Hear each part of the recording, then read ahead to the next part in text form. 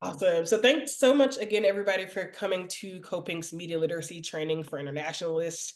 We're here tonight with journalist Abby Martin, as well as myself, Jasmine. I'm on staff here at CODEPINK, and we're really going to dive into all things media literacy. What does it actually mean in a world full of information, misinformation, disinformation, to hold critical views and continue to parse through our news despite and no matter the source, fact check for ourselves, remain critical and reflective about the information that we're taking in, especially when, for those of us who've grown up in the United States and have been indoctrinated with so much propaganda about practically the rest of the world, right? It's really important that we check our own biases and our own assumptions when reading world news about different places and issues for the first time.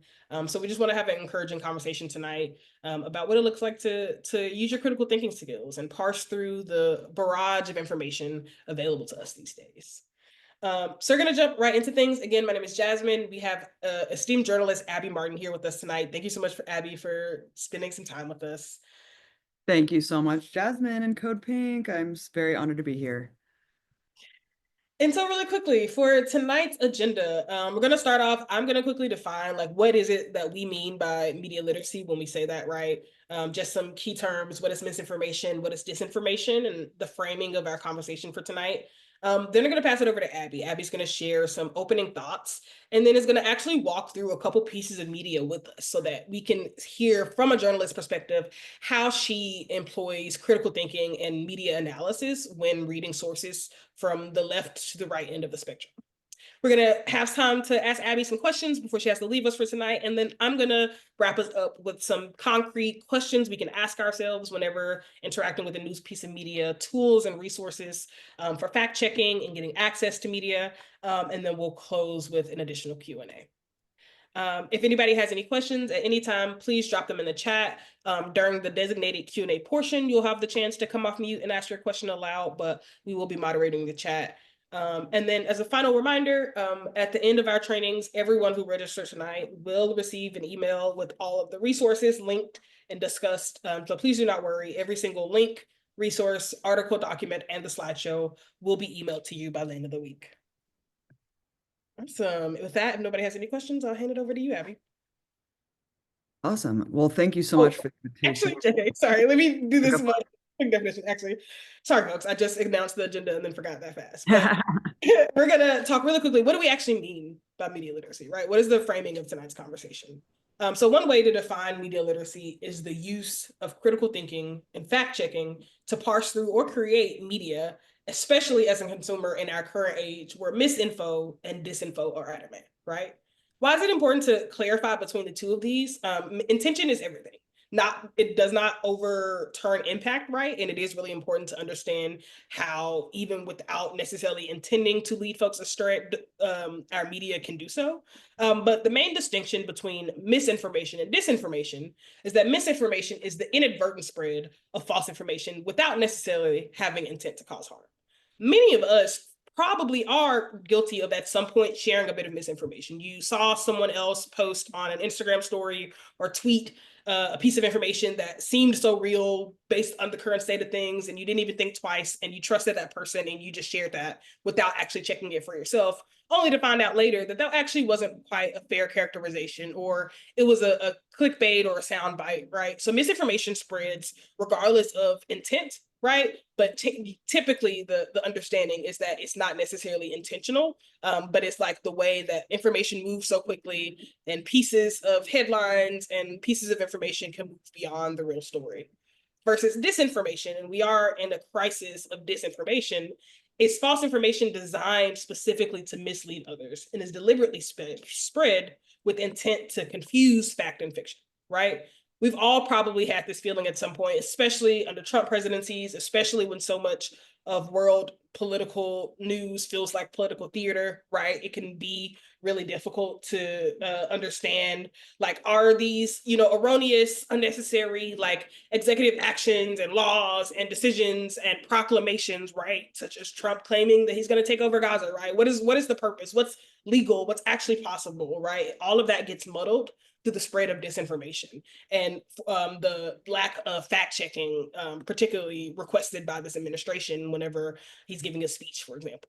So it's just really important to be aware of the news and media landscape that we're in, right? In the age of social media, in the age of every media outlet having an online presence, and honestly, the decline over the last 20 years of physical media, right? There is just so much information out there.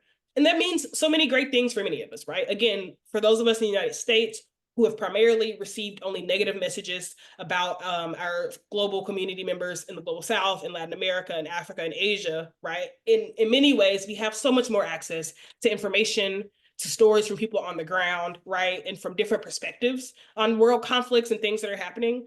But at the same time, that means there's a barrage of opinions and media out there who is specifically pushing a narrative, right? That does something. And that's basically what we're going to get into later, right? What are narratives that are trying to be pushed? How can you determine when you're reading something if the piece is trying to get you to believe in something specific? And how can you evaluate those claims, right? If the piece is trying to elude or cover up or redirect our attention towards something else, right? If a piece of media is dealing with a higher level issue and not really getting to the root causes, right? There are so many different ways that we want to analyze media. Again, no matter the source, right? We're also going to talk about bias and the fact that bias shows up in outlets regardless of their proclaimed political stance, right? But yeah, I just want to bring us into the space with the understanding that we're here as folks who care, who are global citizens, who are peacemakers, who are always looking to stand on the side of anti-imperialism, right? But we understand that a big way that imperialism works is through culture. It's through media. It's through spinning specific narratives that paints certain parts of the world and certain people in a negative light. So tonight, we're really going to dive into how can we make sure that we're pausing and really reflective and critical about the media we consume. So with that being said, actually now I will hand it over to you, Abby. Thank you. Thanks so much, Jasmine. Thank you so much for the invitation to Code Pink and to all of you for seeking out this workshop and for caring about this issue and potentially the most disturbing and surreal of times in the wake of, this barrage of kind of insanity from Trump taking office. And it's going to be a really tough road ahead, sifting through the propaganda matrix pushed by both parties. The mainstream media, I think all of us are aware of, like, it's presented as free and fair, and it's completely controlled by billionaires. It's presented for and by the elites. That's who it is speaking to and for. It's an appendage of the state, and it's subsidized by the very corporations that grassroots struggles are actively trying to fight against. I mean, big oil, big banks, defense contractors. And it's a tool that becomes particularly egregious and activated, flagrantly so, in times of manufacturing consent for foreign policy. I mean, we see that everywhere from Venezuela to China to, of course, Palestine, which is potentially the most egregious one-sided bias that we see on behalf of US imperialism and empire.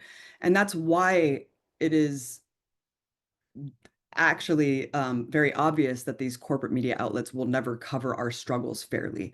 They will always be ridiculed and undermined and defanged, and then subsequently co-opted. That's exactly why these outlets exist. I'm not saying that no good journalism happens across these outlets, but it's very, very intentional, especially when it comes to foreign policy, that a lot of them just rely on foreign policy think tanks that are, again, funded by these corporations that we're trying to actively fight against, as their expert analyses. And so again, it's kind of all this perception of unbiased, fair analysis, but I think we all know that that notion does not exist at all. And in fact, it's very clear, the narrative, and it's very, very clear exactly what is being sold to us. And so, this idea of media literacy, I think, like all crucial and essential components that are foundational to our understanding of the world, is a term that itself has been hijacked and co-opted by sectors of the establishment to kind of push a specific agenda through a partisan prism or a myopic lens. And you see this kind of working again. Trump has really been kind of a genius in the sense that he's co-opted the term fake news because he realizes that there's a crisis of legitimacy when it comes to the consumption of news. And, it has been burgeoning ever since the Iraq War, I would say, especially in younger generations. That's when I was radicalized. I think a lot of other people have been radicalized too, and it's just been getting worse and worse. And so Trump has co-opted that, just like the populist rhetoric. And so you've seen a lot of this kind of folded into right-wing politics when instead it's a problem and a crisis across the board.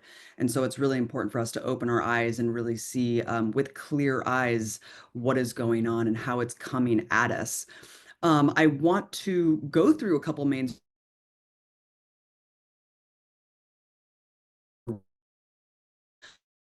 bias intends to do, and how can we circumvent that bias to get to the meat of the story. And so let's have at it, Jasmine. I mean, I think the Washington Post and New York Times, which is so funny that they're called the papers of record. It's like, yeah, that's the record that the elites want us. You know, the victors of history always want to put set in stone the narrative that they want to be told to us. But of course, they're among the worst examples of this media bias and how consent is actually manufactured to pave the way for US hegemony and neoliberalism. So what article do you want to start with? Let's go for it. I'm excited. Let's hop in first with the New York Times, aka the New Oh York. God, my favorite. Oh, and I mean, honestly, how disgusting has the New York Times been in the last 15 months? It's a disgrace. And I love to focus on the New York Times because it is the effing Bible for liberals. I mean, I'm in Portland, Oregon. Good God, every coffee shop, every bookstore, the New York Times just spread out. Everyone's reading it as if it is the paper of record, as if it's the reality that we all live in, dictated by the New York Times. And it's just absolutely absurd. The leads are buried several paragraphs down. The headlines are like tortured haikus written by these editors that oversee the changing of headlines like 10 times to try to make it as passively as possible to absolve Israel of their crimes. We know these style guides that are put forth through every media outlet that you can't say the word Palestine. You can't call it ethnic cleansing. I mean, New York Times takes it even further. You can't call it ethnic cleansing. You can't call it genocide. You can't even say the word occupation. So literally absolving the crimes of Israel, even though they are literal crimes documented by the international community. So it is just comical at this point. And I think it's been so laid bare and of course, stories have come out in droves about like literal, IDF soldiers, the IDF prison guard who works at the editor in chief of the Atlantic. I had Israeli spies working in some of these agencies. And I actually spoke to someone in Istanbul a couple of weeks ago who is actually facilitating lawsuits against media figures for manufacturing consent for this genocide. So things are happening, and I'm really excited about that. But let's start with this New York Times article, which isn't about Palestine, but it just again shows you how this system really works. New York Times article, what is USAID and why did Trump and Musk want to close it? So keep in mind that it's so frustrating as a leftist, as an as an anti-imperialist, anti-war activist and journalist to see someone like Elon Musk and Trump frame USAID as a quote, viper's den of Marxist thought. What? Like, what are you talking about? And then, of course, you see this New York Times article framing it as just this totally humanitarian organization that's saving the lives of millions of people worldwide through things like malaria medication and AIDS programs and stuff like that. Look, there is a lot of nuance here because we have set up a system of dependency on aid from US systems. That is a fact. And yes, because of USAID, there are unfortunately millions of people around the world, poor people who are dependent on this system. I mean, look at UNRWA. I mean, it's absolutely absurd that there's so much dependency on US foreign policy and aid money. Now, unfortunately, as we know, the US government has used USAID as a regime change front. And so it has rendered these operations, basically it's been synonymous with like CIA regime change.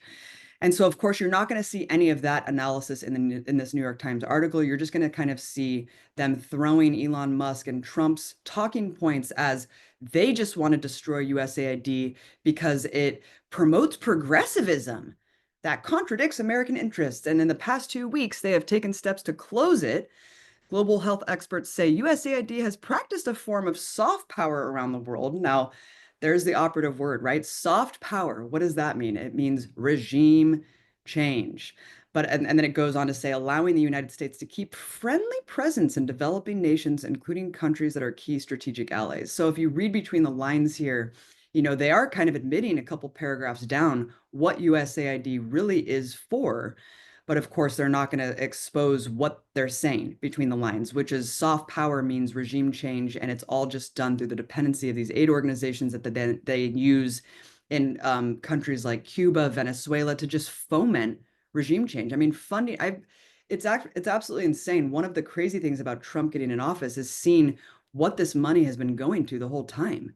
Tens of millions of dollars in all of these countries to just do the most outlandish stuff possible. I mean, directly funding like crazy opposition groups and undermining, I mean, all of the work that USAID should be doing, right? So again, like when you see programs like Zunzunio in Cuba or the vaccination program or the HIV program, and they were using it to help people, but then also to foment regime change. So it's like, again, not only are you putting people at risk that actually are trying to do good work, but you're just exposing this whole program as a farce.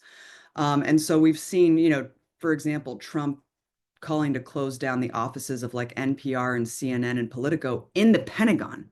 Why the hell did we have news agencies with private offices in the Pentagon? Like, are you kidding me? I mean, of course, he's replacing them with OAN and Newsmax and Fox, but I'm just like, all of these things that are getting shaken up over the last couple of weeks, I think are exposing just how insane this incestuous relationship has been the whole time.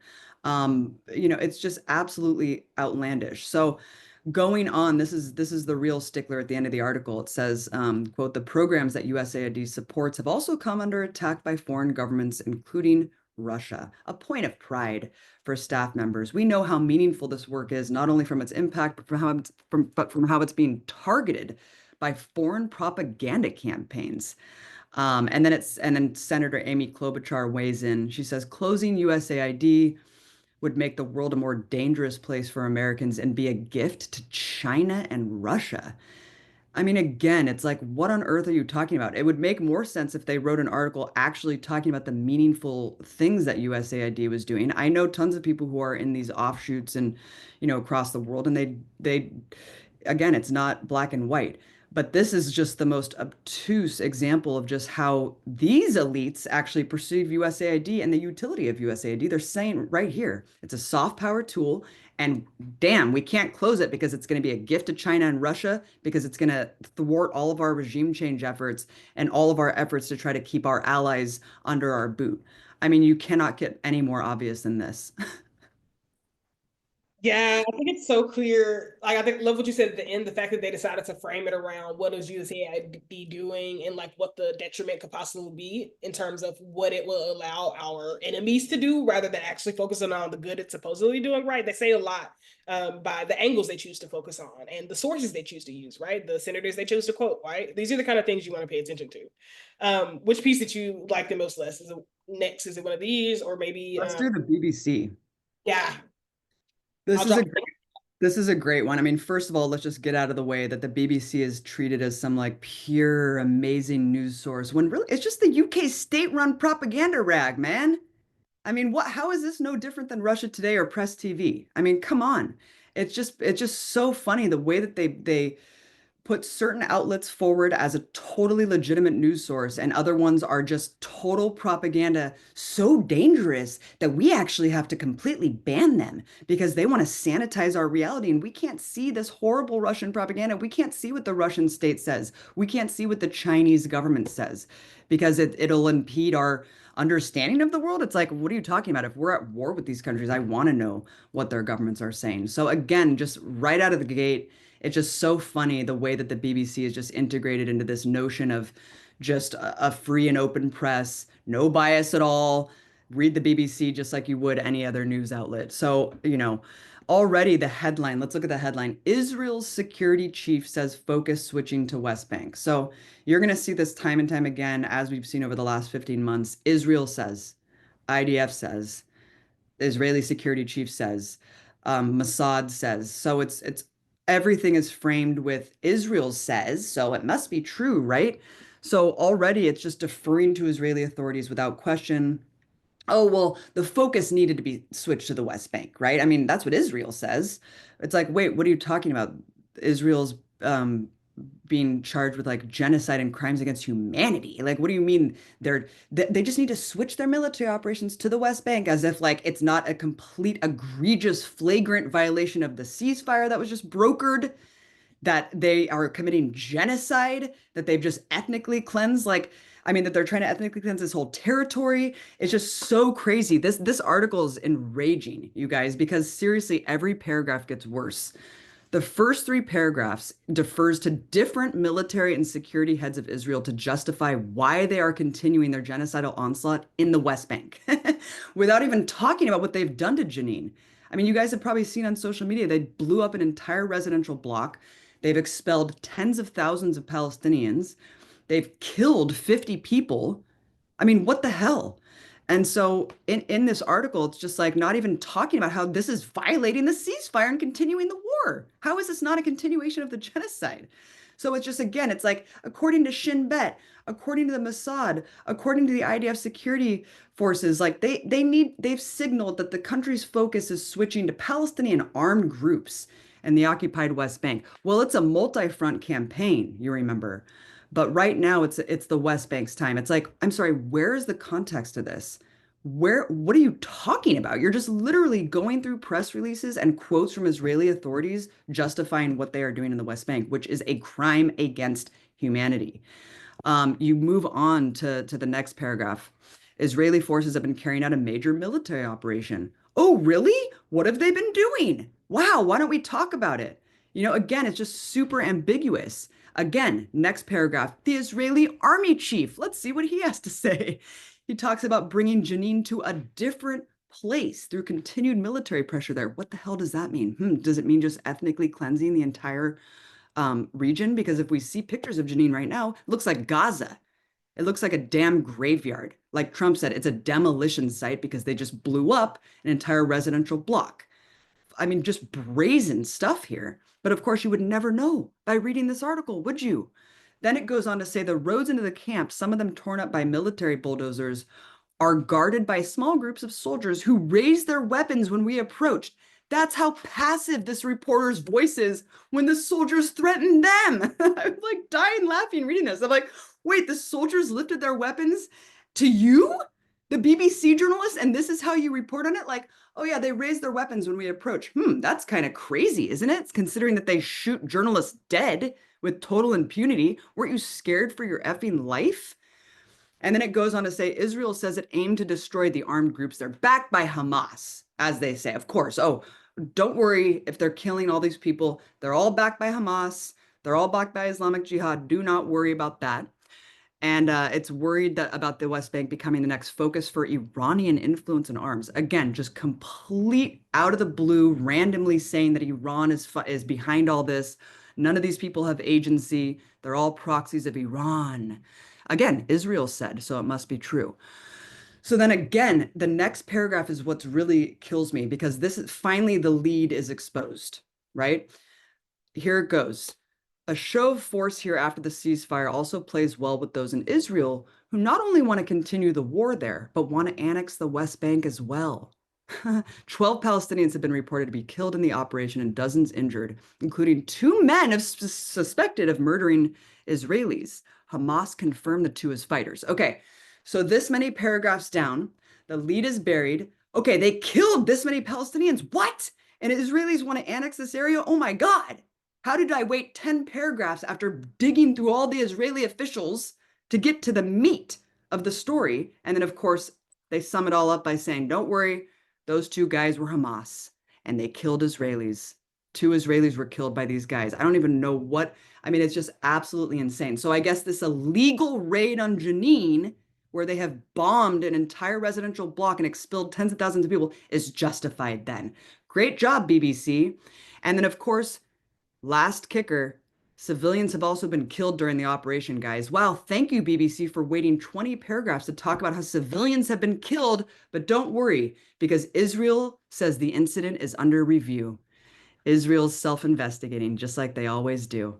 They're I going to think take care of it. we take them for their word, right? So it is mind-boggling, right? And this is a great, great example of you have to notice what's not being said, right? In this case, they kind of said it at the very end, but Abby pointed out from the very beginning where this article forefronts Israel's opinion, Israel's like word, Israel's like version of the truth is the truth, right? The fact that from a journalist perspective, there is no countering, there is no offering perspective, there is no placing what's happening into context, right? The fact that they just say military operations and not the military operations that are part of a year and a half long, 75-year long genocide, right? What they're not saying in order to situate the conflict matters. One of the main points we're going to make later is that almost no article in existence is going to be able to provide you all of the history of an issue, right? And so you're always going to want to be having a mind to what are they not saying here, or what are they saying very explicitly. And here they're saying very explicitly that only one version of events and only one type of life matters, right? Civilians versus Hamas, and like the fact that being one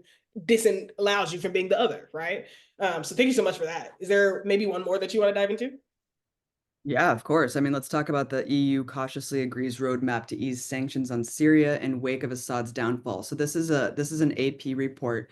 So, when I grew up and, taking these cursory journalism classes in school, you're always taught it's super important to be unbiased. You have to just report as it is and let people make up their minds. So AP and Reuters were painted as like the unbiased, like press wires. You just put the news out there and everyone else interprets it, right? Not so much. Actually, they do the exact same thing. They literally act as literal press wires for the US government and Israeli military over and over again. They will just take their stories at face value, their press releases, and just reprint them. It is so absurd. You saw this over and over again during the Gaza Health Ministry, all that stuff, trying to downplay the atrocities that were happening. So this one is about sanctions on Syria. So there's something really egregious in the first two paragraphs. It talks about, the 27 nation bloc. Well, who do these sanctions target, right?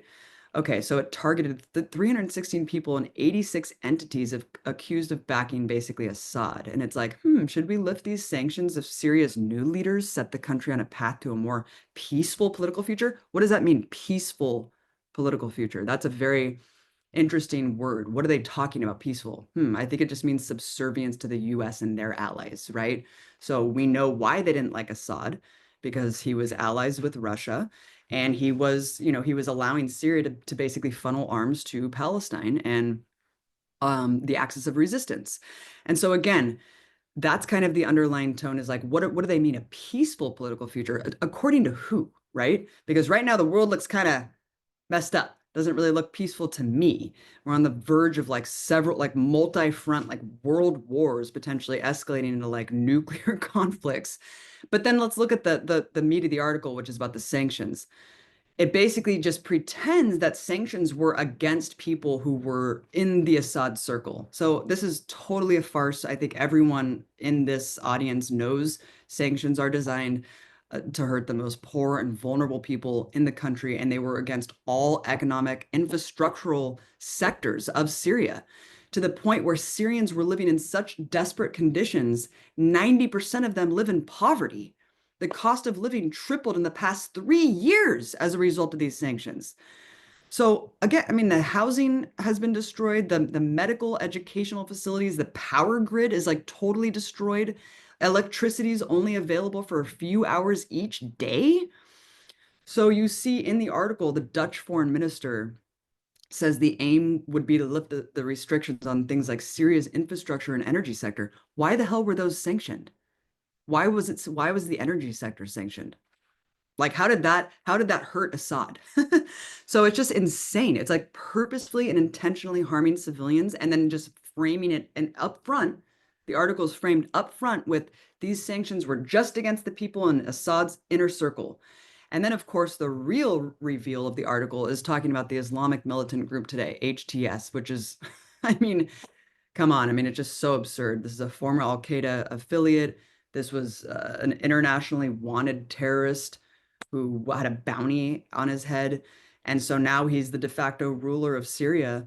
And now it's just like, okay, let's just see if this guy is going to really play ball with us. Let's see if he's going to play ball. And if he is, we'll lift the sanctions. It's just comical. This is an AP news story. This should be an unbiased, unfiltered story that's just giving us the raw data. And instead, you're consulting with all of the EU leaders justifying the sanctions on Assad, not actually talking about what those sanctions were designed to do and who they hurt, and then saying, if this guy can be peaceful and play ball with us, we'll give him a chance. It's just, again, it's just absolutely absurd. And Reuters acts the exact same way. So even though we kind of think of these outlets maybe differently than the egregious bias of like CNN or New York Times, they really do operate the same. Yeah, absolutely. I think you said something really important there. Even the assumption here that most of us on this call know what sanctions are, most of us do, right? But the point of this article is that they're relying on the reader not understanding sanctions. They're relying on the reader to not know that sanctions primarily target the most poor, right? They're relying on readers having reactionary responses and thinking, well, we know that people have said Assad bad, so sanctions against Assad must equal good, right? No, right? So it's really important to understand that what are they expecting, relying on you not fully knowing or not understanding. They're relying on you also not knowing what the US or the EU means by peace, right? For the US and the EU, that means, like Abby said, agreeing with us, allowing our influence, allowing us to take over your markets, allowing us to have an unrestricted presence in your country. That's our definition of peace, right? Any sense of independence from our influence is unpeaceful. It's disruption and it deserves invasion, right? So always thinking about what information is not missing here, or what are they not defining on purpose, so that they know that, running with misinformation, right? If people are misinformed about what sanctions actually do or who they impact, then the article itself doesn't even have to do that work, right? That's such an amazing analysis, especially the reminder that, again, BBC, AP, even New York Times, I think most of us, New York Times has become pretty mask off in the last year and we know better, but BBC and AP absolutely are still uplifted. I agree. The way that I was taught was good and bad media sources, right? Bad ones that you never listen to and good ones that you never really have to think about critically. And that's absolutely not true, right? Even those who claim to be liberal outlets or fair or whatever they claim to be, right, still deserve our like rigorous analysis, right? So we got Totally. a couple more pieces here. I want to actually open up for questions and respect Abby's time, but just wanted to really quickly note one thing that we're going to talk about here is that Fox News does clearly mark their pieces as opinion, right? But oftentimes the line between opinion and reporting is very, very thin, right? So you want to encourage folks. I'm going to, share the links to a couple more pieces and encourage folks to kind of do this as an activity for themselves. Go through paragraph by paragraph like Abby did and think about what's the lead here? What are they trying to get me to think? And then what information is maybe hidden deeper where they're anticipating my attention span not making it to the end of the article? Or Yeah, I what want to information are they jump in here really quickly because the yeah. Fox News one is like pretty obvious. I mean, it's basically just this guy saying Trump's been great, and like you see the report that they're doing, and it's like literally just like it's great. He wants NATO members to spend 5% of their GDP on weapon system. It's just like what?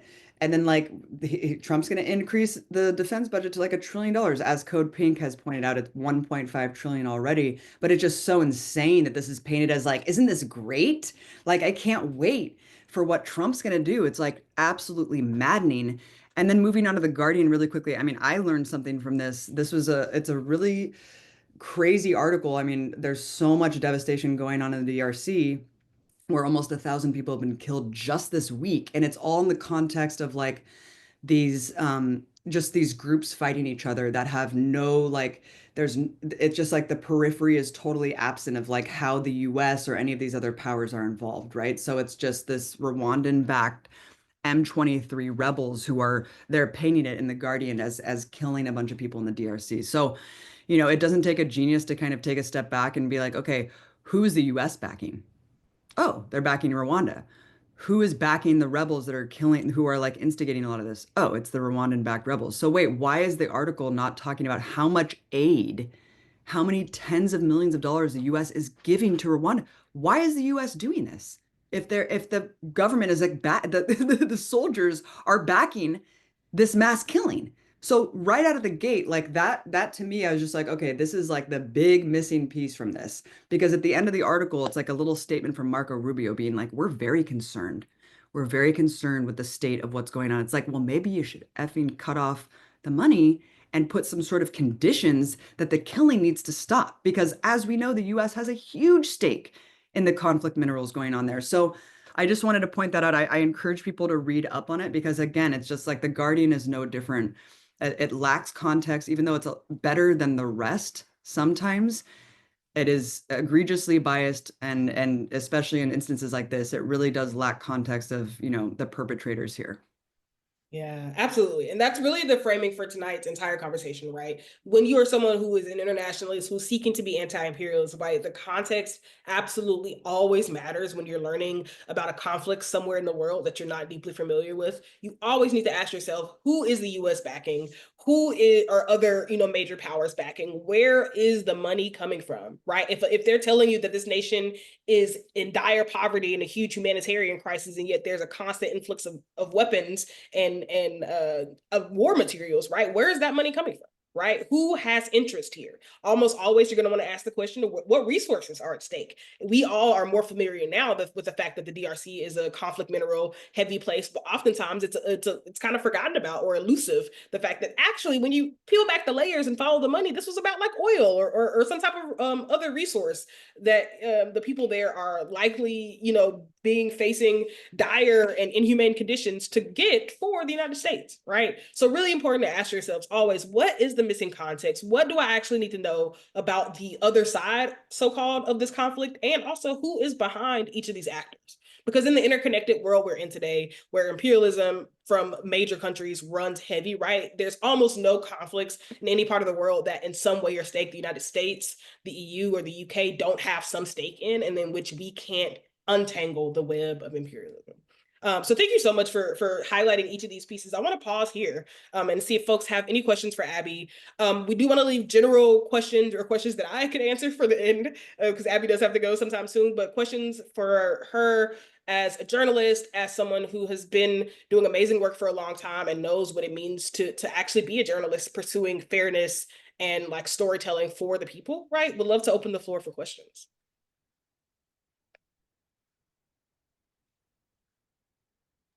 Samantha, yeah. Hi, thank you so much for taking the time to do this. I'm a huge fan of yours and been following your work for a long time.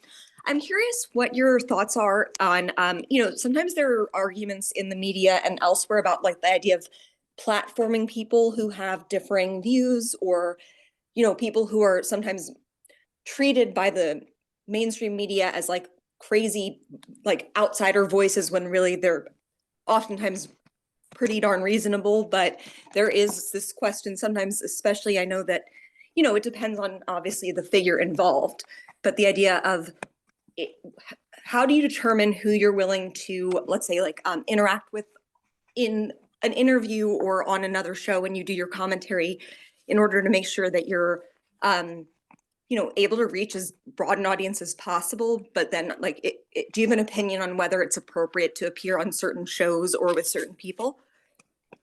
It's a really good question. And like you said, I think it's a case by case basis, but I will say it is, I believe in coalition building and like I'm not sectarian and I'm not campist. So as long as someone is not a racist or a fascist or like a bigot, I don't see any problem in trying to use platforms and uplift people who can agree on certain messaging and build broad coalitions. Otherwise, we are literally not going to win anything. In terms of like going on someone like Tucker Carlson's show, I thought it was kind of funny that there was kind of a slew of people who felt like they were just like speaking to Trump and use that as an avenue to do that. I think, I've been on Joe Rogan's show a lot in the past. I haven't lately, but I think that that's great. I mean, if the leftists can get on Joe Rogan and talk about Palestine for 3 hours, then like that's a net benefit. And Tucker too. I mean, if you're going to go on there and speak specifically about anti-imperialism, anti-war, and not feed in to the insane bigotry, I don't see any harm in that. But yeah, I think it is like kind of absurd. I mean, I've been called a divisive figure and controversial because of my beliefs, and so I've been kind of labeled persona non grata in many circles, and I think that's pretty sad, And so I think it's kind of absurd. But yeah, I think it's funny that, like I had Taylor Lorenz on Empire Files a couple months ago, and people were like, oh my God, like she's a liberal, she's a former New York Times and Washington Post reporter. It's like, who cares? Like she's awesome and she can call out the bias of all these corporate media institutions. And she's also like giving us kind of an inside view on how they work and agrees with what we're saying about Palestine. Like that's a net benefit. And I think just icing people out because of their pasts or whatever, I think is wrong. So yeah, I think, it's hard to say without like really going case by case, but yeah, it's kind of absurd. Yeah. Thank you so Thank much. you so much. I really appreciate it. Awesome. I see Catherine had a hand next. Hi. Hi. It's so nice to be able to talk to you, Abby, and oops, sorry, and everybody. I'm having a little trouble with the connections here, so hopefully I don't lose you. I am in Canada, so-called Canada, and I think one of the worst broadcasters around Palestine is the Canadian Broadcasting Corporation here. Even some of the like global, corporate media is better than CBC on their reporting. And I was told by somebody at a CBC program that they were not allowed to use the word genocide or play a comment that I had made that had the term genocide in reference to Gaza in it. And so I made a Freedom of Information request to the CBC, and I got back, it was asking for references or, on how they report about genocide in relation to Israel-Palestine. And I got back a highly redacted list of messages to and from the public to the CBC and an internal one. And I'd just like to read you this little bit, which is just outrageous. This is a message, an internal message to CBC staff, and it's called "How We Navigate This Most Difficult Story" from Brodie Fenlon at cbc.ca. To all CBC News staff. This is a staff note for internal use only. Hi, everyone. 2¼ blanked out pages, and then it says, these are difficult times to be in the business of journalism. Please be gentle on yourself and your colleagues.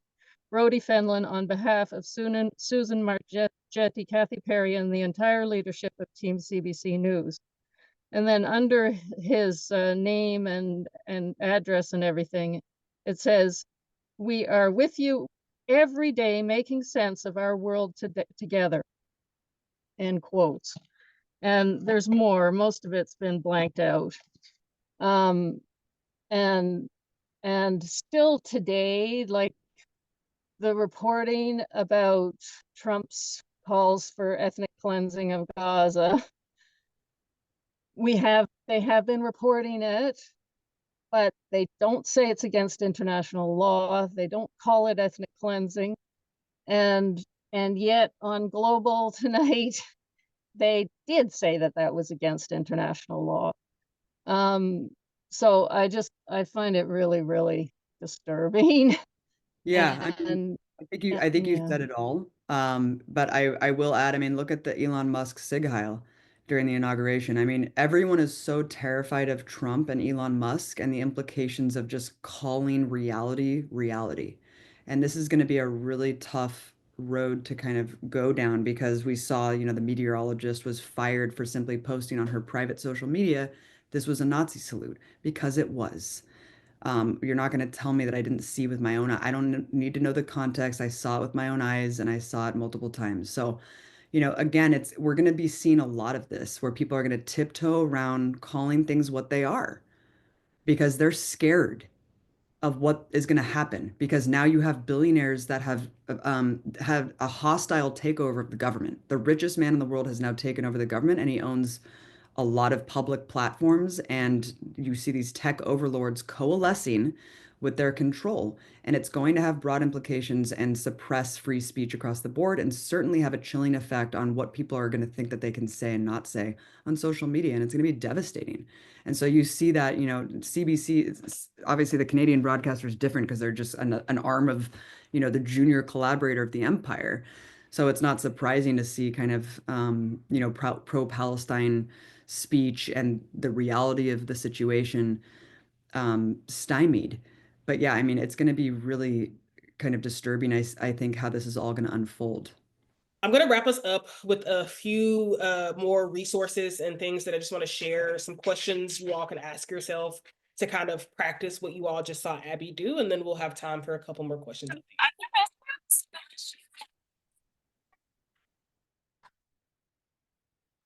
So a few reminders, right, of what media actually functions as in today's society, right? First and foremost, news media are cultural institutions that materially influence both social and political change, and they determine the dominant narratives, right? It absolutely does matter what the New York Times, what Washington Post, what the BBC, what they're publishing. It matters because it becomes the historical record. It becomes the dominant narrative. It becomes, for those who don't have ample access to additional sources, right? It becomes the story that is repeated, that is sold, that influences policy, that influences our social attitudes, right?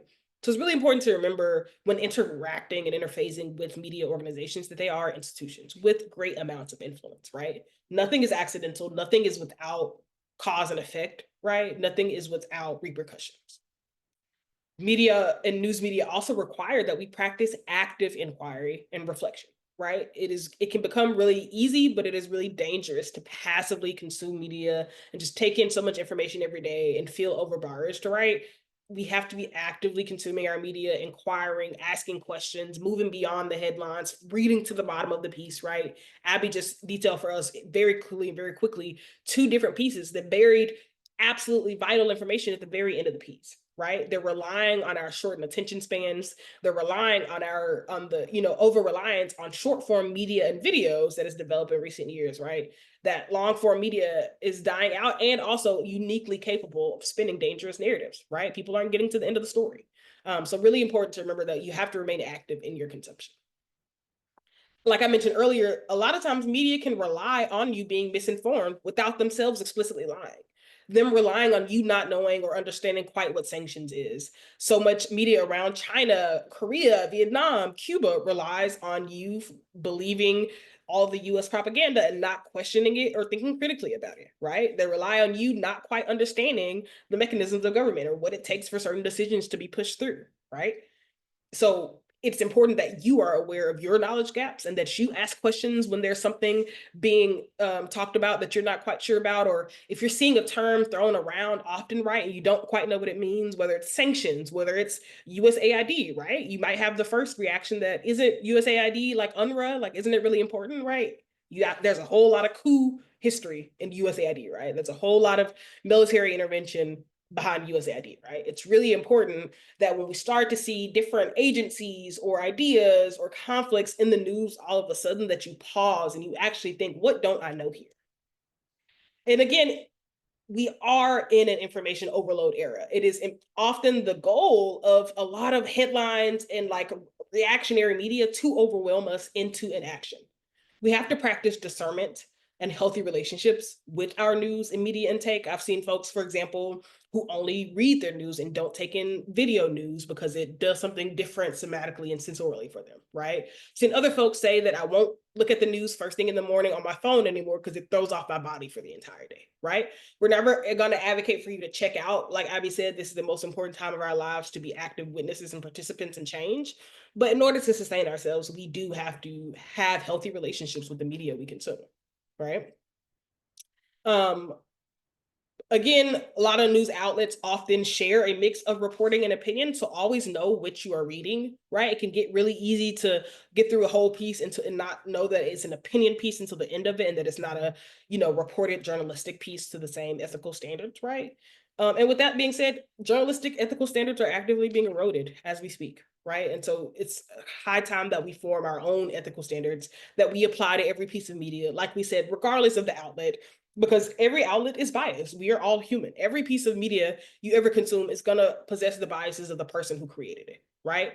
Not every piece of media is going to be biased towards eluding the responsibility of the US government and its imperialism, right? So those are different things, but it is important to know that everybody has a stake in the information that they're sharing. And so we just have to remain critical. I know I can say that a million times, but we cannot overemphasize how important that is right now.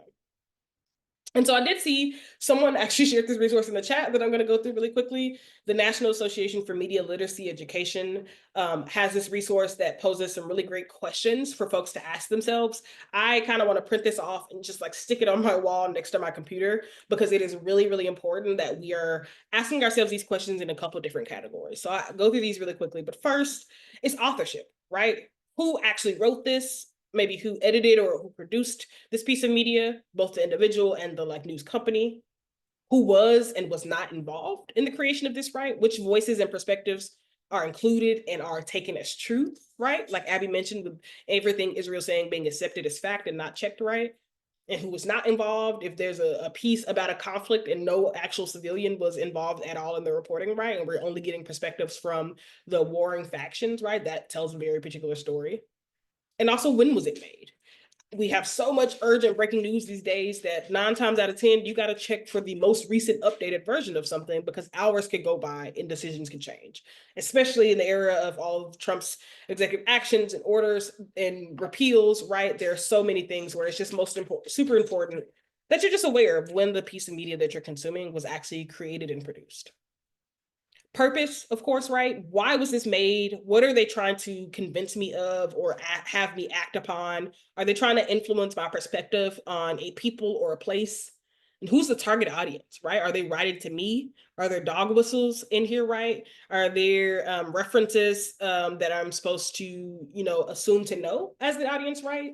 But yeah, really asking yourself in a couple of different ways, why was this made? What is it that they are trying to push? Is there a narrative that's trying to push? Is there a product that's trying to be pushed? Is there normalization of something, right? Are they trying to normalize our attitude towards something? The conversation on war with China is terrifying, right? If you're not already familiar with the China is not our enemy campaign, the entire purpose of the campaign is so that we are fighting the current propaganda war that the United States is pushing, right? They're in the phase currently where they are trying to manufacture our consent for war with China. They're trying to convince us in every possible way, from TikTok ban to everything else, right? That China is a power that we ought to fear and that they are a threat to the US, and therefore we should go to war with them. So when 2027 gets here, that we'll have already spent 10 years creating a idea in all of us, a natural reaction. People are like, oh yeah, China,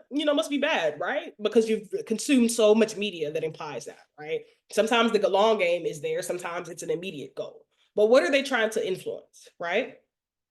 Really important in today's time in the United States is who paid for this. There's some really great resources out there that shows the current media conglomeration that majority of our news outlets are owned by a handful of corporations and then individuals when you really trace it back, right? And so it absolutely matters, right? What is it? Jeff Bezos owns the Washington Post now. That's something that's really important, right? Who runs the New York Times and who do they have to run their stories by, right? And also, who makes money from this? Again, somewhat a different topic, but like in an era of hyper consumerism, of insidious product marketing, right? There are often times where you're trying to be sold something that you don't need, and that also matters. In terms of like message and meaning of the media you're consuming, think about the content, right? Again, what do they want me to think? What could I actually learn from this? What are the meanings, values, and perspectives that are either obvious or uplifted or taken as valuable? What is implied, right? The examples that Abby went over were really important here, right? They implied a lot about whose lives were valuable. They implied a lot about whose word would be taken as fact, right? And then what is left out that might be important to know? I know it's kind of hard to ask yourself a negative, right? When you're trying to learn about something new for the first time, it can be difficult to ask what's missing, but you can become familiar with, right? What context is missing, right? Who are the other actors in this picture? What don't I know in terms of the history of this conflict, right? Almost no conflict that you read about today is brand new. It's always going to be rooted in some long history of struggle, likely, right? So how can I find out more information? What are other sources available? Format, right? Again, talking about long form versus short form media, video versus written media, right? We are in a media literacy crisis in the same way that we're also in a general reading literacy crisis, right? George Bush will pay for his crimes and what he's done to the education system, right? There is a serious crisis in media literacy. Something that the Black Panther Party, they were really big on political education, but they also recognized the crisis in literacy. And so something that they employed is that they would actually do read aloud in their political education groups. They would pick a current news article, and when they come together to study it, instead of assuming that everyone can on their own, they would read it aloud together. That way everyone is coming to the conversation with the same ability to process and understand the information, and actually being able to actually read to the end isn't a barrier, right? I know it can seem a little left field, but there's a lot of the conversation we're having about media literacy can happen in community and in communication, right? We should be encouraging those around us, especially our youth and our elders, right, to be employing media literacy and having conversations with them about it. So where and how was this shared with the public, right? Paywalls are a huge, huge thing, right? Paywalling, we're gonna talk about it a little bit, but who benefits from me not having access to this information? If there is breaking news about some urgent issue happening in the world right now, and I can't get access to read about it because every single article about it is paywalled, who is that servicing, right? And who is that leaving out? And just for further questions about communication techniques, rhetoric, what's being implied, what language is being used, right? What terms are being defined and not defined? Are they even using language that actually means what it means, right? Oftentimes, popular media will co-opt and use terms for entirely different purposes, right? And that does something for our collective understanding of what those things mean. So these are some questions to reflect on the actual meaning of what you're consuming. So as the reader, as the consumer of media, right, how do you take a long-term critical reflection stance on what you're doing, right? So what did you interpret, right? You read a piece of news media, what did you actually get out of it, right? Before you can ask maybe what was their goal or what were they trying to make me believe, ask yourself, what did I just learn? Did I learn something new? Or was this information I already knew? Is there some new conflict I've been made aware of, right? Is there something I can learn about myself based on the interpretation? As I came to the CODEPINK community and have been learning a lot more about China myself, I've had to take multiple moments and check myself after reading a piece of news, for example, about China and being like, an assumption came up for me or reaction came up for me based on information I've received in the past, but that I now know is not true or is very biased or propagandized, right? So how can I respond in a healthy way, in a way that feels productive, right? Is this something that needs my response, or is this part of the information overload? Again, am I reading fact? Am I reading opinion? Am I reading some mix of the two? What sources did they use? Can I actually reliably check those sources? The ideas, are they crediting the ideas that they're sharing, right? And in general, just trying to evaluate the credibility. I know this is not a yes or no question, that most places are not a good or a bad source, right? But developing ideas for yourself of how you can determine something is credible. You can say, well, I fact checked it and there were sources, but were those sources credible, right? Back in my day, teachers used to tell us that Wikipedia is like the worst place ever and never ever use Wikipedia to fact check. But today, half the time, I feel like Wikipedia is almost the only reliable source of information in many ways, right? So just determining for yourself what level of like fact checking you're able to do and what you just believe to be credible, right? What level of bias leaning towards whom's perspective matters to you. And then finally, how do you know you can trust this source to give me credible information? Is this source funded by? Who has this source sided with in the past on this conflict, right? And what investment might they have in me falling on one side or the other? So again, this resource that I just went through, I'm going to share in the follow-up, the set of questions and some other resources from this website. These are things that you can ask yourself with every video you watch, every piece of media that you read, just so that you're constantly evaluating and not just taking in uncritically. And then finally, a couple reminders, right? I can't say it enough that you have to take a long view of history when taking in any media. Sensational news media especially relies on you taking headlines and partial reporting at face value. So it's important that we always pause and look for more information about how a current conflict or issue came to be. When the Assad regime fell in Syria, there's so much history to how they got to that point. The October 7th moment in Palestine has 75 years plus of history before it, right? And so it's really important that you understand a microscopic snapshot provided in an article, chances are cannot provide a full picture, and that there's always more information to learn. And then I asked a friend this morning, actually, if they had any additional tips.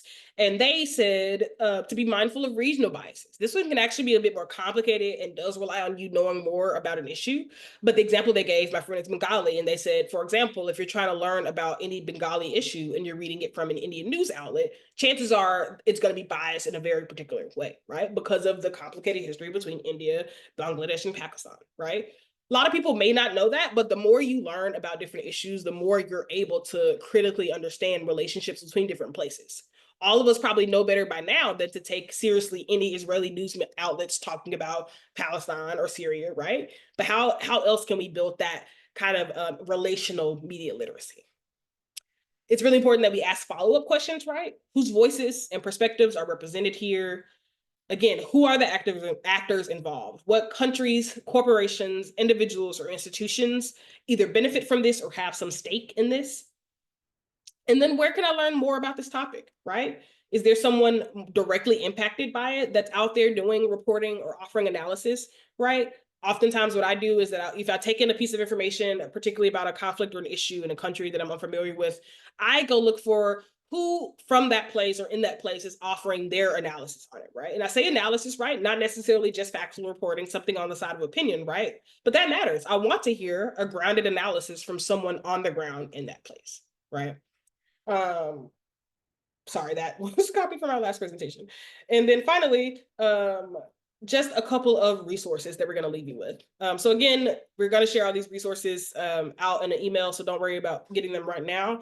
But the main one that I want to share is, I know we've all come across paywalls prohibiting us from getting access to information. And there's this great website called byebypaywall.com that gives you a couple of different options for getting past paywalls. It's very simple. You just put in the link and click the options. One of the best ones is called archive.is. It's not doing anything crazy illegal, I promise. It's taking an archived web version of an article. So even if it is new, right, there is going to be an archived web version of it and making that publicly available. Right? And they all work in some capacity like this. And I fundamentally believe that the people deserve access to information. So please use this tool as you will.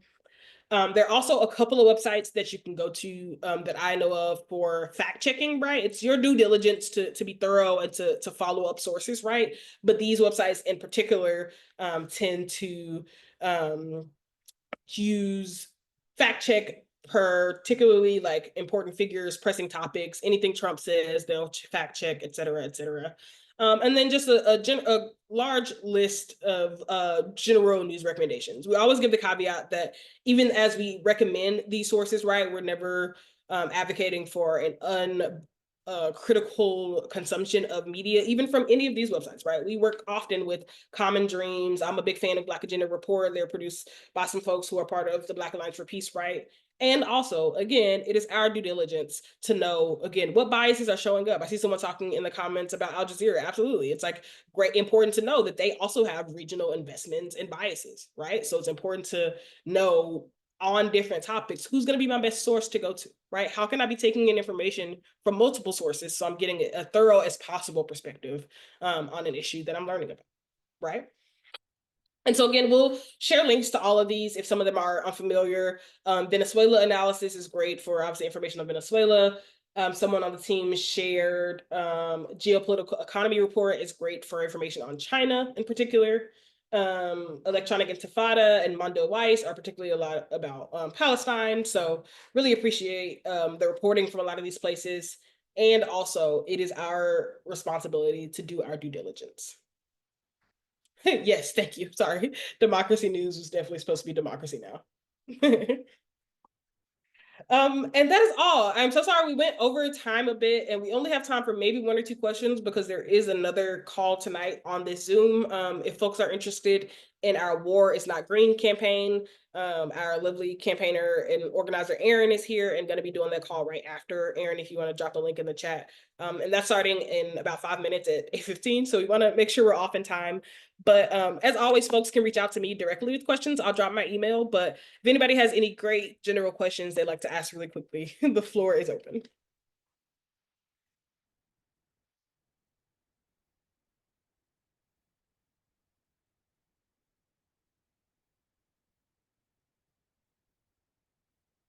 I know I was yapping pretty fast at the end there, so I hope y'all caught me. But Jasmine?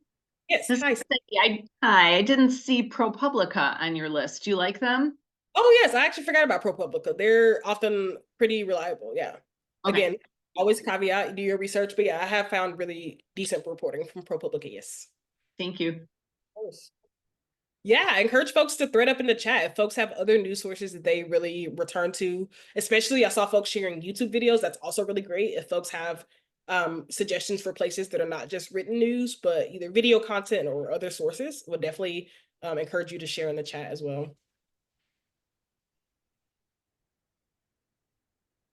Yuliana, were you gonna... No, sorry. I need to mute my mic. Oh, sorry.